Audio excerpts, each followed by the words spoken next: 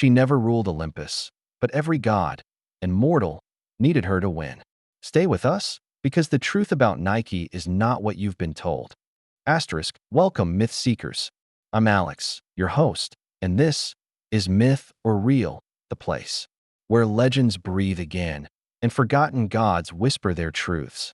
Today's journey will take us soaring across the skies of Olympus, down into the depths of the battlefield, and through the whispers of time as we uncover the tale of Nike, the goddess of victory. But before we dive into her winged legacy, if you enjoy mythological stories told with a cinematic twist, hit that like button, subscribe to Myth or Real, and click the bell so you never miss a tale. It helps me out immensely, and trust me, it costs you nothing. Dove and Hey, drop a comment below. Who's your favorite figure from mythology? Kings, warriors, demons, angels, creatures of shadow or light? I read them all. Now let's begin. In the beginning, there was chaos. And from chaos, the first beings were born, primordial forces of earth, night, sky, and sea. As eons passed and titans ruled the cosmos, a quiet birth occurred, one that would change the course of victory forever. Nike was born not from love, but from power. Her father was Pallas, a titan of warcraft. Her mother, Styx, the fierce river goddess who stood with Zeus during the Titanomachy, the great war between the old gods and the Olympians. Nike's siblings were no less extraordinary. Zealous, the spirit of zeal and rivalry. Kratos, the embodiment of strength. And Bia, the personification of force. Together, they formed the core of Zeus's enforcers, divine extensions of his will. But Nike was different. She was swift, silent, and graceful, the very moment of triumph incarnate.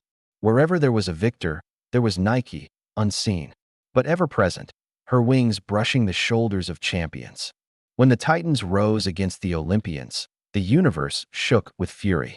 Lightning met brute strength. Strategy clashed with chaos. It was during this apocalyptic war that Nike proved her worth. She stood at Zeus's side, carrying his thunderbolts into battle, flying over enemy lines, her presence a symbol that the gods of Olympus would not lose. She didn't command armies, she inspired them.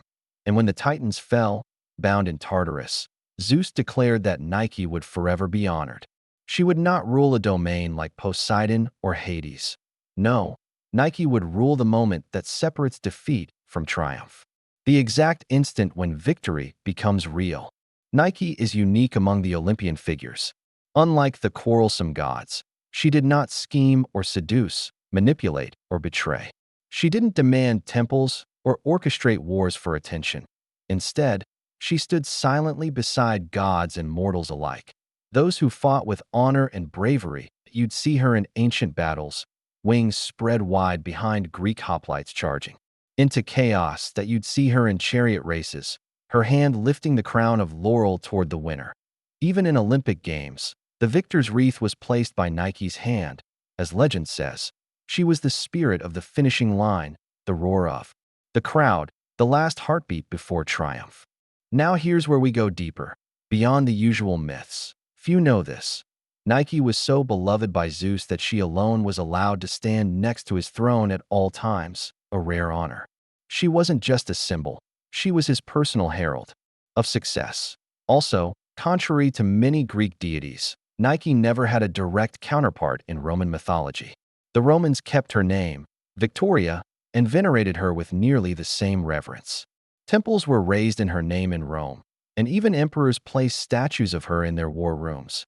And there's more. Some ancient texts whisper that Nike didn't just represent victory in war, but also in internal battles, self-discipline, ambition, triumph over fear. A personal goddess of every hero's silent fight. Perhaps the most enduring image of Nike is not in texts, but in stone, the winged victory of Samothrace, a masterpiece of Hellenistic sculpture, carved around 190 BCE. Towering, windswept, and headless, she still stands in the Louvre Museum today, her robes frozen in motion, wings outstretched. She is the embodiment of eternal victory, unyielding, unapologetic, unbroken. Though her worship declined with the rise of Christianity, Nike never truly faded. Her name lived on. And here's the twist. You know her name. You say it, wear it, maybe even run with it. In 1971, a shoe company took her name. Their logo? The swoosh, designed to symbolize Nike's wing, the motion of speed and success. Today, when athletes break records, when underdogs triumph, when limits are shattered, Nike is there. Her spirit endures not in prayer, but in motion, in the will to win. So was Nike real? A living goddess with wings of wind and breath of thunder? Or just a symbol made divine by stories? Maybe that's for you to decide that if this story inspired you. Don't forget to leave a like and subscribe to Myth or Real. It helps me create more legendary content for you.